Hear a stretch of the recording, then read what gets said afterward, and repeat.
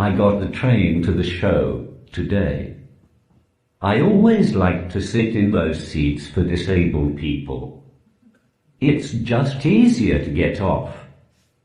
Anyway, I was in that seat and was about halfway here when another disabled person got on and asked me to move.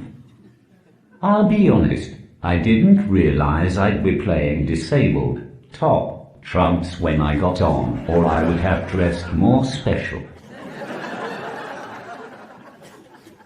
Needless to say, I didn't move.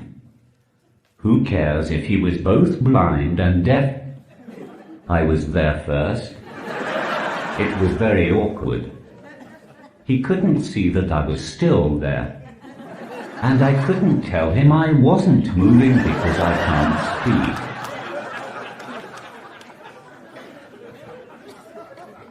In the end, I had to throw his guide dog a stick.